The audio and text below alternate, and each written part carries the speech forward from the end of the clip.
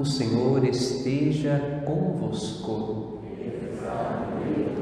Proclamação do Evangelho de Jesus Cristo segundo Mateus.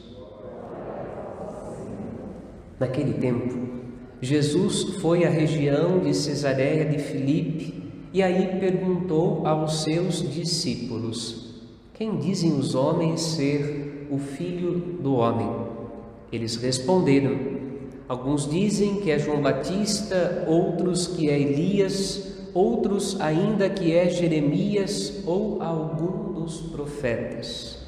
Então Jesus lhes perguntou: e vós quem dizeis que eu sou? Simão Pedro respondeu: tu és o Messias, o Filho do Deus vivo. Respondendo Jesus lhe disse: feliz és tu, Simão, filho de Jonas, porque não foi um ser humano que te revelou isso, mas o meu Pai que está no céu.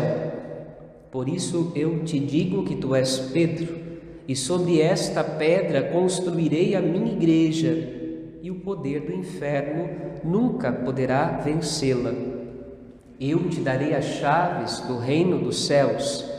E tudo que ligares na terra será ligado nos céus, e tudo que desligares na terra será desligado nos céus.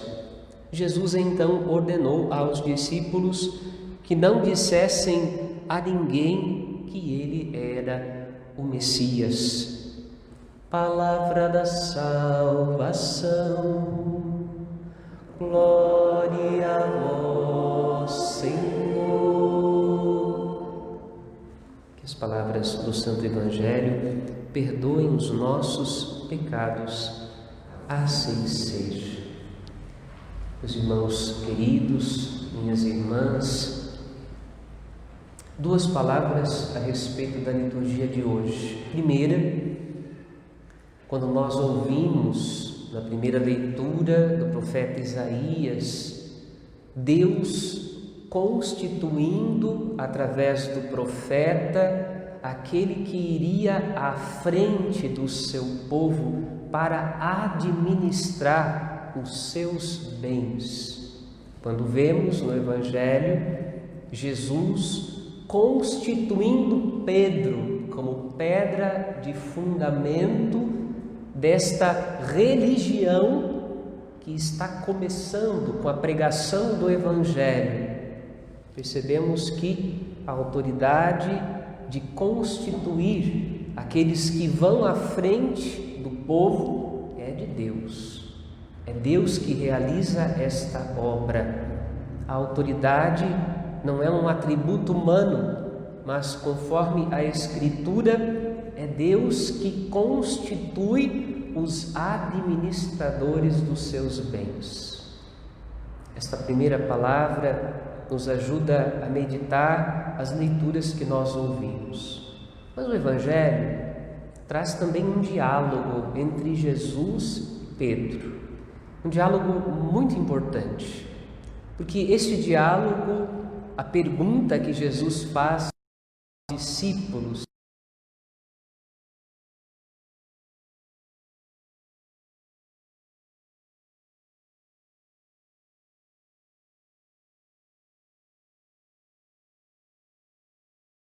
batismal, da vocação de cada um de nós batizados. Todos, pelo batismo, fomos chamados a responder esta pergunta, não para Jesus apenas, mas para quem nos indagar a respeito das razões da nossa esperança. E ao responder essa pergunta, a gente está vivendo o primeiro passo fundamental do nosso caminho de santidade, da nossa vocação batismal.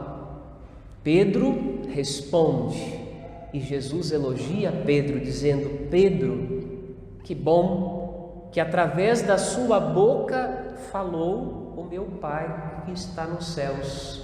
Através dos teus lábios falou o Espírito Santo. Pedro ainda não tinha noção do significado.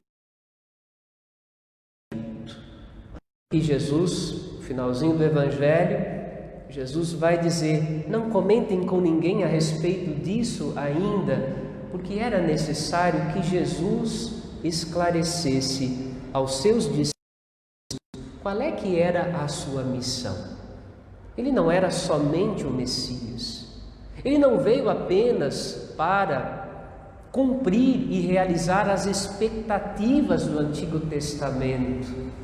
Deus, ao visitar o seu povo com o seu Filho, nos dá mais do que todas as expectativas que haviam ao longo do Antigo Testamento. Ele é o Messias de Israel, é o Filho de Deus feito homem e veio para salvar o seu povo dos seus pecados. Quem pode apagar os pecados senão Deus?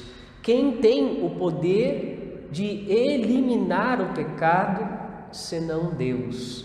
É este poder que Jesus comunica através da sua vida e missão, através do caminho da cruz e da paixão. Declara o amor de Deus pela humanidade e ao mesmo tempo confere à humanidade a graça da salvação, a graça da remissão dos pecados, e vai constituir seus discípulos, Pedro e os outros que ele chamou como ele quis, portadores desta graça. No dia da ressurreição, ao aparecer a eles ressuscitado, Jesus lhes comunica a força do Espírito Santo. E dali para frente, eles poderão, na força do Espírito, conforme a ordem de Jesus, ligar e desligar, perdoar, remir, salvar, reintegrar, ligar de novo com Deus aqueles que estavam separados e afastados da graça do Senhor. Então, ser da igreja consiste justamente nesta resposta de fé. E vós, quem dizeis que eu sou? O Senhor é o Filho de Deus feito homem, que veio ao mundo para nos salvar de nossos pecados e está vivo e presente no meio de nós. Ao darmos esta resposta no nosso coração e também através das nossas obras, nós vamos vivendo o caminho da nossa fé e vamos construindo a santidade, que é, antes de qualquer coisa, o seguimento de uma pessoa, que é Jesus Cristo.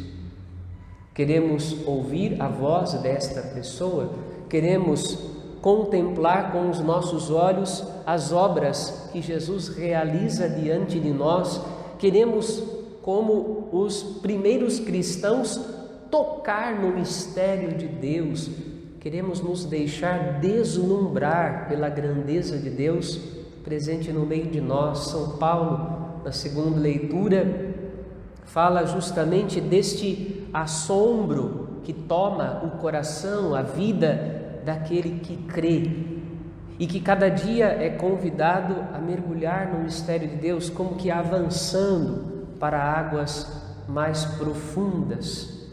Então, a vocação ao batismo, a vocação à fé cristã é um convite de Deus para que a gente avance cada vez mais no mistério.